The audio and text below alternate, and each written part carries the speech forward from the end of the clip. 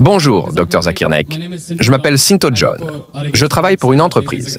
Je suis chrétien et je crois fermement que Jésus-Christ est mon Dieu. Je sais bien que les musulmans considèrent Jésus-Christ non pas comme un Dieu, mais comme un prophète. Ma question portera donc sur l'interdiction du porc en islam. Pour commencer, ma première question est la suivante. Croyez-vous en tous les mots de Jésus et ses miracles qui sont mentionnés dans la Bible? Et si c'est le cas, laissez-moi vous expliquer une chose. La raison pour laquelle les chrétiens croient que le porc n'est pas interdit vient de l'Évangile, où Jésus dit que ce qui entre en vous ressort, mais ce qui vient de votre cœur, c'est ce qui rend un homme pur ou impur. Si vous considérez cela, alors pourquoi cela contredit la parole de Jésus, car le porc est interdit en islam? Et pour conclure, selon vous, quel était le message de Jésus à travers ces paroles? Avant de répondre à votre question, j'aimerais remercier le président du prix international du Saint-Coran de Dubaï, M. Ibrahim Boumala, ainsi que le vice-président, le Dr Saïd, pour nous avoir donné cette merveilleuse opportunité. Je prie le Dieu Tout-Puissant qu'il donne plus d'opportunités aux gens de Dubaï pour entendre de telles conférences, afin que de plus en plus de gens reçoivent la hidayah, la guidance. Inch'Allah, Inch'Allah, pour que les gens acceptent l'islam. Le frère a posé la question. Est-ce que je crois au miracle de Jésus-Christ mentionné dans la Bible? Frère, je crois à tout ce qui est mentionné dans la Bible si cela correspond au Coran. Si cela va à l'encontre du Coran, je n'y crois pas. Si cela ne va pas à l'encontre, mais ne correspond pas non plus, c'est ambigu. Tout ce qui correspond au Coran, j'y crois. En ce qui concerne la deuxième partie de la question, vous dites que l'interdiction du porc a été annulée parce que Jésus-Christ, paix sur lui, dit que ce qui entre en vous ressort et que les choses qui viennent de votre cœur sont ce qui rend un homme pur ou impur. Comment cela annule-t-il l'interdiction du porc? Vous ne réalisez pas que cela signifie que vous ne lisez pas la Bible. Jésus-Christ, paix sur lui, dit lui-même dans l'évangile de Matthieu, chapitre 5, versets 17 à 20. Ne croyez pas que je sois venu pour abolir la loi ou les prophètes. Je suis venu non pour abolir, mais pour accomplir. Car en vérité, je vous le dis, tant que le ciel et la terre ne passeront point, il ne disparaîtra pas de la loi un seul iota ou un seul trait de lettre, jusqu'à ce que tout soit accompli. Celui donc qui supprimera l'un de ces plus petits commandements et qui enseignera aux hommes à faire ainsi, sera appelé le plus petit dans le royaume des cieux. Mais celui qui les observera et qui enseignera à les observer, celui-là sera appelé grand dans le royaume des cieux. Maintenant, vous prenez un autre verset qui dit que ce qui entre en vous ressort et que ce qui vient de votre cœur compte. Où cela signifie-t-il que vous pouvez manger du porc? Vous contredisez votre Dieu, Jésus-Christ, paix sur lui. Il dit, « Ne croyez pas que je sois venu pour abolir la loi ou les prophètes. Je suis venu non pour abolir, mais pour accomplir. Jusqu'à ce que le ciel et la terre disparaissent, pas une seule lettre ou un seul trait de lettre ne disparaîtra de la loi. Et quiconque enfreindra une seule loi ou un seul commandement sera appelé le plus petit dans le royaume des cieux. Quiconque les observera et les enseignera sera appelé grand dans le royaume des cieux. À moins que votre justice ne dépasse celle des scribes et des pharisiens, vous n'entrerez pas dans le royaume des cieux. Donc, si vous voulez aller au paradis, vous devez suivre chaque commandement de Moïse. Paix sur lui. Ce sont les enseignements de Jésus. L'Évangile selon Matthieu, chapitre 5, versets 17 à 20. D'accord. Si c'est le cas, alors que pensez-vous qu'il voulait dire quand il a dit que ce que vous mangez entre en vous ressort et que ce qui vient de votre cœur détermine ce qui est pur ou impur? C'est simple. Ce qui entre ressort, où est le problème là-dedans? Y a-t-il un problème avec cela? Non, c'était en rapport avec le moment où les disciples de Jésus ont été interrogés par les Juifs sur la raison pour laquelle ils ne suivaient pas la tradition de se laver les mains avant de manger. C'est alors que Jésus a répondu, « Ne comprenez-vous pas que ce que vous mangez n'a pas d'importance, que ce soit pur ou impur? Ce que vous mangez entre en vous et ressort. » Il n'a pas dit que peu importe ce que vous mangez, que ce soit pur ou impur, cela n'a pas d'importance. Ce que vous dites n'est pas mentionné ainsi dans la Bible. Non, il est mentionné dans la Bible que ce que vous mangez... Est-ce qu'il dit que ce que vous mangez, que ce soit pur ou impur, cela n'a pas d'importance? Est-ce qu'il a dit cela? Non, je suis désolé. Ah, d'accord. S'il vous plaît, n'ajoutez pas vos mots dans la Bible. S'il vous plaît, je cite ce qui est vérifiable. Vous pouvez vérifier. Je cite tous les versets de tête, car je n'ai pas la Bible sous les yeux. Ce que vous faites, c'est insérer vos propres mots dans la Bible. Non, mais il a bien dit que ce que vous mangez ressort de vous. Bien sûr, ce qui entre doit ressortir. Bien sûr, ce qui entre doit ressortir. Nous sommes humains. C'est simple. Ce que cela signifie, c'est que votre cœur doit suivre les commandements. Votre Dieu, Jésus-Christ, paix sur lui, a dit plus tôt, « Ne brisez pas un seul commandement. » Donc, si votre cœur y est, vous ne briserez pas une seule lettre. C'est une explication simple. Vous n'avez pas besoin d'être docteur en théologie pour la comprendre. Il essayait de prouver aux Juifs qu'ils avaient tort, en disant que ce n'est pas impossible. Non, pas du tout. Il ne faisait pas cela. C'est ce que vous pensez, c'est ce que l'Église vous dit. C'est écrit noir sur blanc. Jésus a dit que vous ne pouvez pas briser un seul commandement ou un seul trait de lettre. Alors, où est-ce qu'il dit aux Juifs de briser la loi du judaïsme? Il ne dit pas cela, il ne donne aucune indication de cela. Il leur dit d'obéir. C'est votre compréhension de la Bible, pas ce que dit la Bible. Il pensait que les Juifs n'obéissaient pas complètement à la loi. Correct, je suis d'accord avec vous. Ils n'obéissaient pas complètement parce qu'ils ne croyaient pas en l'accomplissement du Messie. Car les Écritures juives disent qu'un Messie doit venir. Nous, les musulmans, croyons en cela. Les Juifs n'y croient pas. Donc, il essayait de leur expliquer qu'il était le Messie.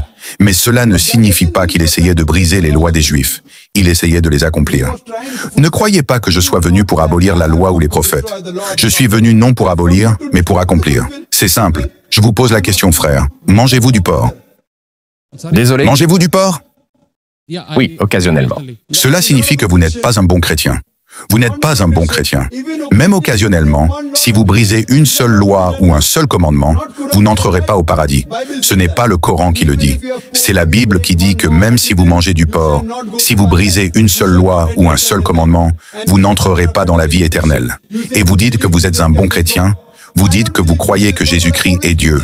Je ne crois pas que Jésus soit Dieu, mais je suis ses enseignements. Je l'aime plus que vous. C'est ce que Jésus a dit, c'est ce qui vient du cœur.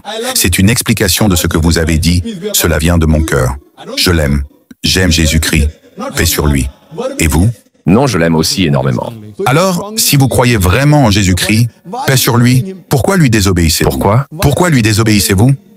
Je ne pense pas lui désobéir jusqu'à maintenant. Mais je vous cite la Bible, l'Évangile de Matthieu, chapitre 5, verset 17. Ne croyez pas que je sois venu pour abolir la loi ou les prophètes. Et je vous ai donné des références du Lévitique, chapitre 11, versets 7 à 8, du Deutéronome, chapitre 14, verset 8, et du livre d'Ésaïe, chapitre 65, versets 2 à 5. D'accord, dans ce cas, dans l'Ancien Testament, il est dit « œil pour œil, dent pour dent ». Mais qu'a dit Jésus-Christ? Si quelqu'un te frappe sur la joue droite, tends lui aussi l'autre. N'est-ce pas une contradiction avec la loi?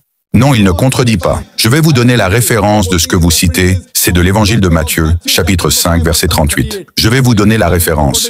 Je ne veux pas la référence, je veux une réponse à ma question. Mais d'abord, je vous donne la référence, puis je vous donne la réponse. Je donne toujours des preuves. Vous croyez sans preuve. Je suis un homme de preuve avec des références tirées de vos Écritures. D'accord, d'accord. Évangile de Matthieu, chapitre 5, verset 38. Il a été dit dans les temps anciens, œil pour œil et dent pour dent. Mais moi je vous dis, quiconque prend ta chemise, donne-lui ton manteau. Quiconque te force à faire un mille, fais-en deux. Et quiconque te frappe sur la joue droite, tends-lui aussi l'autre. Cela ne signifie pas qu'il est contre cela. Il disait, il a été dit dans les temps anciens. Mais ces deux lois ne correspondent pas. Elles sont totalement différentes. Elles sont totalement opposées l'une à l'autre. Mais ce que Jésus-Christ, paix sur lui, essayait de dire, c'est de corriger les gens qui avaient mal compris la loi. Œil pour œil et dent pour dent signifie qu'il doit y avoir justice. Cela ne signifie pas que si quelqu'un, par erreur, et que la balle frappe ton l'œil, vous devez lui crever l'œil. Les gens avaient mal compris le message, ils le corrigeaient. Vous avez mal compris le message de Jésus en disant qu'il a annulé l'interdiction du porc. Où a-t-il dit que vous pouvez manger du porc? Cela signifie juste que les gens ont mal compris, ils suivaient la loi à la lettre et ne réfléchissaient pas à une seconde compréhension. Ce qu'ils devaient comprendre, c'est que s'il s'agit d'une erreur, comme quelqu'un jouant au cricket et que la balle frappe ton l'œil, cela ne signifie pas que vous devez crever l'œil du garçon. Vous devez suivre la loi et comprendre son sens. C'est ce que Jésus-Christ essayait d'expliquer. Je vous pose la question. Suivez-vous la loi de Jésus-Christ, paix sur lui, aujourd'hui? Si quelqu'un vous frappe sur une joue, allez-vous offrir l'autre? Il y a beaucoup de gens qui attendent dans la file. Allez-vous accepter cela? Désolé? Il y a beaucoup de gens qui attendent dans la file. Allez-vous suivre la loi de Jésus-Christ, que si quelqu'un vous frappe sur une joue, vous offrez l'autre? Non, car c'est faux. Selon vous, c'est faux, mais en même temps vrai?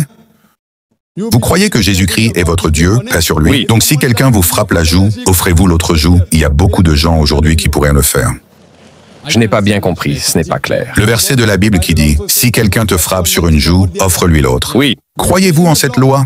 oui, Donc, si quelqu'un vous frappe, vous offrez l'autre joue? exactement. Si je ne le fais pas, cela signifie que je désobéis à sa loi. D'accord. Supposons que je vous dise qu'à partir d'aujourd'hui, tout le monde viendra vous frapper la joue.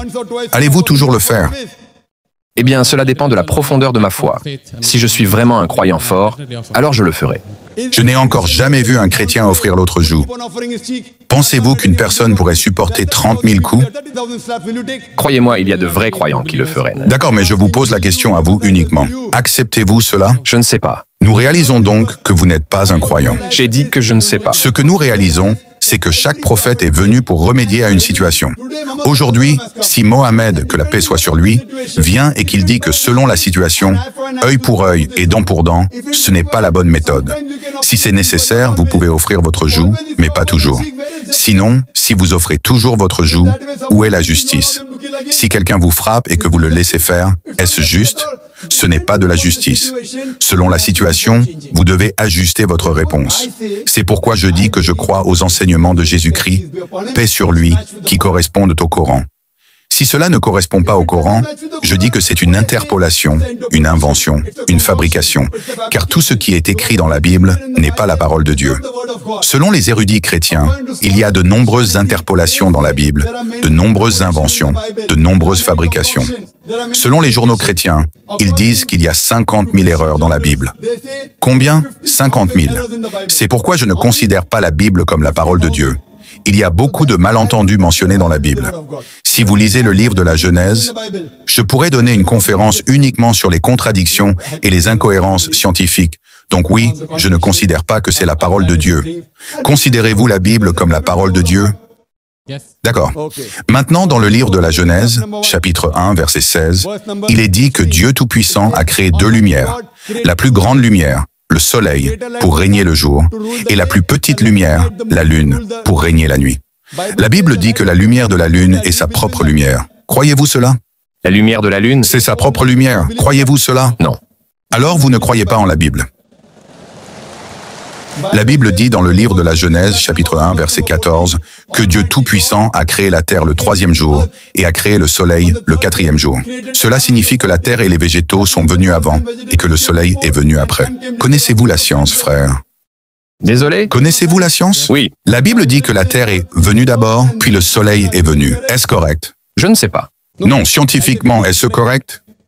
La Terre est venue d'abord Et ensuite, le soleil est venu. La terre est venue le troisième jour. Le soleil est venu le quatrième jour. Est-ce possible? Nous savons que le soleil est le corps dans le système solaire. Toutes les planètes qui tournent autour du soleil sont issues du soleil. Connaissez-vous le Big Bang? Oui.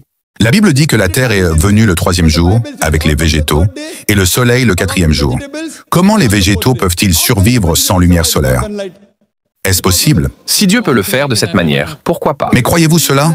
Oui, Dieu peut tout faire, mais Dieu fera-t-il quelque chose qui est illogique? Est-ce que Dieu ferait cela? Raisonner avec Dieu, je ne pense pas que cela soit dans notre portée. Cela nous dépasse. Ce n'est pas dans votre portée, mais c'est dans la portée des êtres humains.